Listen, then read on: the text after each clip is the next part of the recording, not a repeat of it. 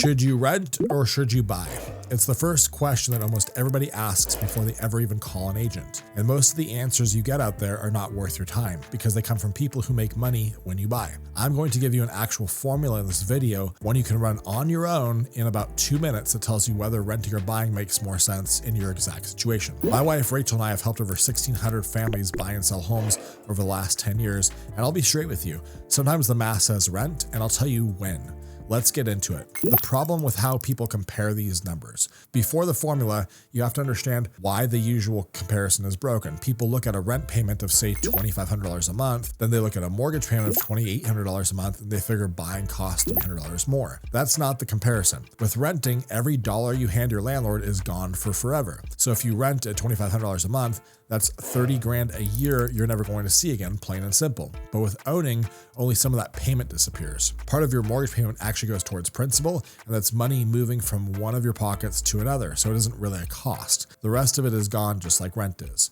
So the honest comparison is money you'll never get back either way, and that's the only apples to apples version of this question. Let's talk about the 3 costs of owning that disappear. There are 3 buckets of money that vanish when you own a home. I want to be very upfront with you about these, and a renter never pays any of them. The first is property taxes, which you owe every single year for as long as you own the place, and you never get that money back. Nationally, that averages somewhere around 1% of the home's value per year, though it varies a lot by where you live. Some states are much more than others, so use your actual local rate when you run this. The second one is maintenance, and this is the one people underestimate the most. The rule of thumb is to set aside 1 to 2% of the home's value every single year for upkeep, and if you've got an older house, lean towards the higher end of that. Some years you spend nothing and some years the roof goes, but over time it averages out and that money is gone. The third one is the one that nobody thinks about. It's the cost of your capital.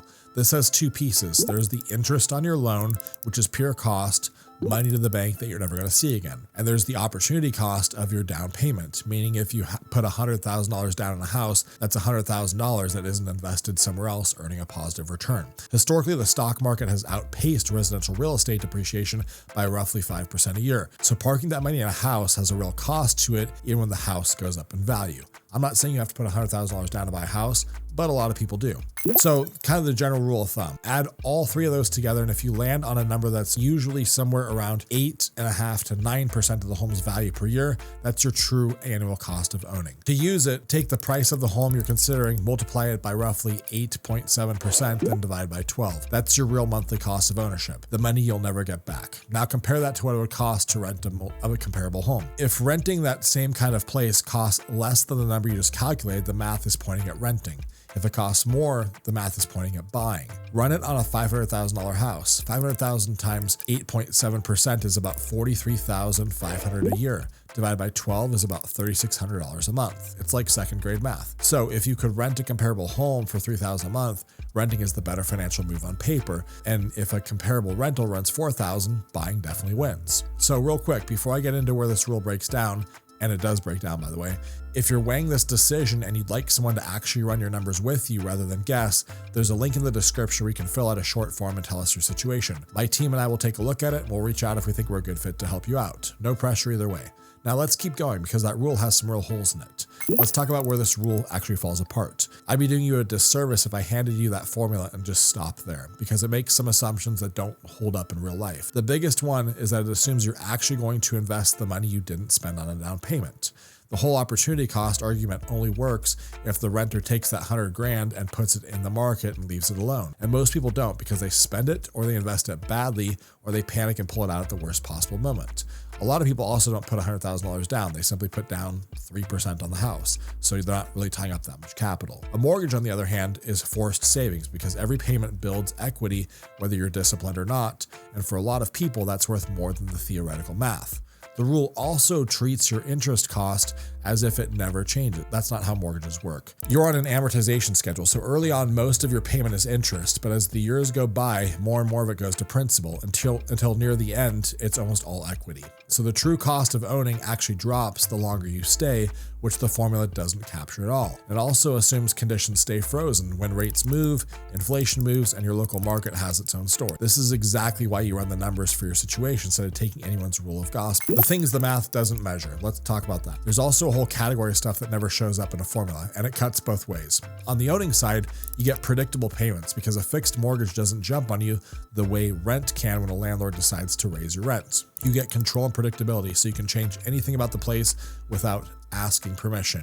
You get security since nobody's selling the building out from underneath you. Inflation works in your favor too because you're paying back a fixed amount with dollars that are worth less over time. And there's the appreciation, of course, as well. Plus the plain fact that owning your own place feels good in a way that's hard to put into a spreadsheet. On the renting side, you get flexibility, which is genuinely valuable if there's a chance you're leaving in just a couple years. You don't pay taxes or maintenance, so when the water heater dies, it's somebody else's problem and someone else's to check. And a lot of buildings, you get amenities you'd never be able to get on your own. So what's the actual answer? Well, the honest bottom line is it's mostly about your time frame. If you're planning to be somewhere less than about 5 years, renting is almost always going to be the best move for you because the transaction costs of buying and selling are going to eat you alive over a short period of time, and you're paying mostly interest over that period of time as well. But if you're planning to stay for 5 years or more, buying starts to really run ahead. And the longer you stay, the more it pulls ahead because you're building equity while a renter is building absolutely nothing. So run the formula for the actual house and the actual rent in your situation, and be honest with yourself about how long you're really going to stay there, and be honest about whether you'd actually invest the difference. That'll give you your answer, and it's your answer, not the internet's. This is a math question first and a feelings question second, and almost nobody runs the math before they decide. If you're leaning towards buying and you want a team that'll tell you honestly whether now is your moment, even if the answer is wait, there's a link in the description below. Fill out the short form, tell us where you're at, and if we think we're a good fit to help, we'll reach out. Either way, run your own numbers, and I'll see you in the next video.